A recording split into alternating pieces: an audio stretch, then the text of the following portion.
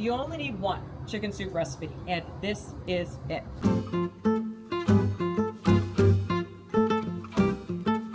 It was taught to me by the world's best home cook, my friend Nimco, and it exploded my idea of what chicken soup can be. You make a mild chicken broth. You have like the salad bar of toppings that lets you customize this any way you want, and then you add hot sauce at the end.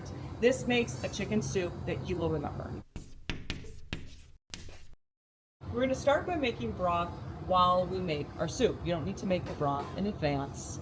And we're going to make it with water, chicken, and a few aromatics. In order to build some depth of flavor, even though this is a mild chicken broth, we're going to brown our onions. That's really it, but we're going to develop a little bit of savoriness here. It gives our broth a little more body, a little more oomph. To prevent the onions from scorching, we're going to add a little bit of salt now. This helps sweat them. We just want a little bit of browning to get a little bit of robustness to the broth. So this idea of building flavor with your vegetables as you build broth as opposed to browning your meat is something that's really versatile. You get something a little lighter, more customizable, and it allows other flavors to shine in the final dish. Once your onions start to sweat, just let them be for a little bit because you do want to develop some flavor. If you stir continuously, it's going to take forever. Okay, you can see some browning now happening on the bottom of the pan, and we've got some light browning on our onions. If you want it to be richer, take the onions further. If you want it to be a little sweeter and lighter, stop it at the very beginnings of the brownings, like I'm going to do now. These chilies are optional. They add a little bit of a spicy background note. The broth is not spicy, but there's a little bit of that warmth from the chilies. But you can leave them out if you want no spiciness whatsoever.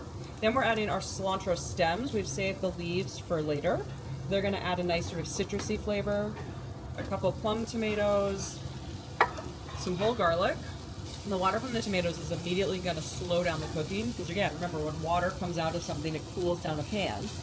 And then I like to make a little hole in the middle.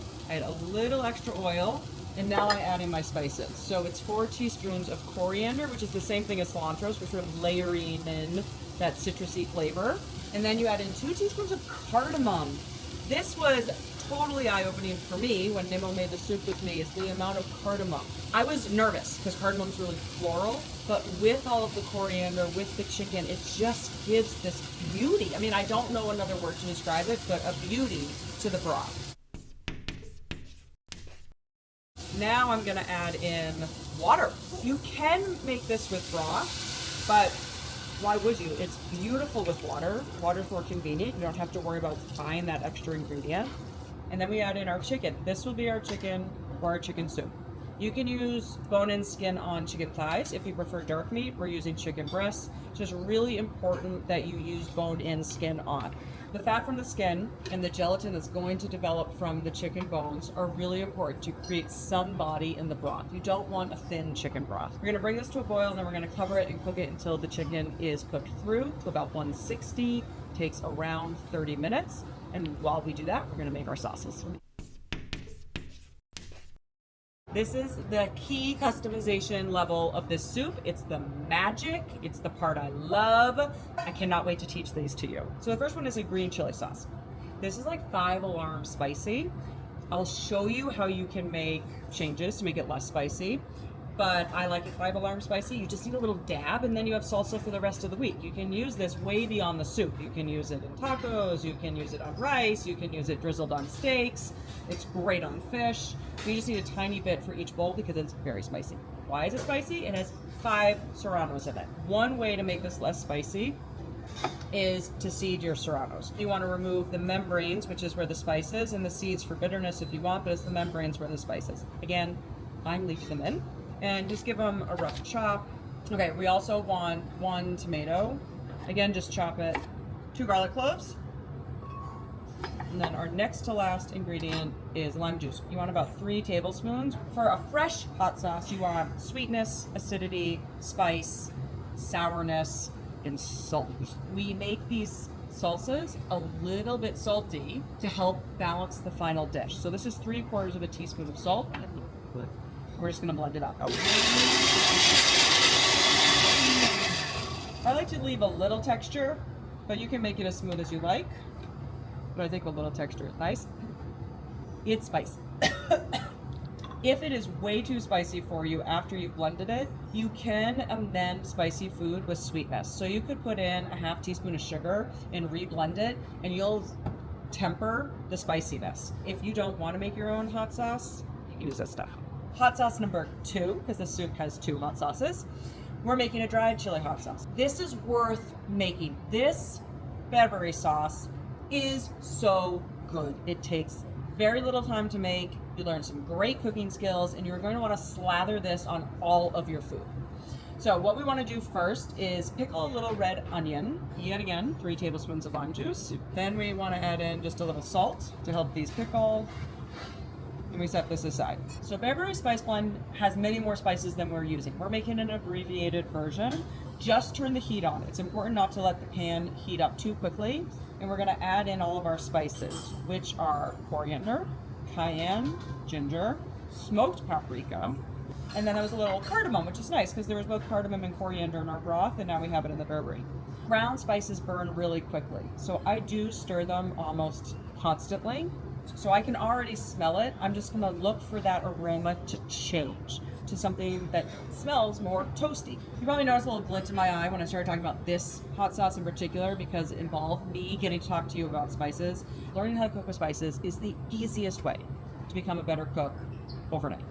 Okay, so we've made our 2 hot sauces. Because I talk so much while I'm making the hot sauces, I think our chicken is cooked. So out goes the chicken. Now we're going to strain our broth. See, we started with water, and all we did was brown onions, and look at all that flavor. See it, the color. So I'm gonna pour this back in.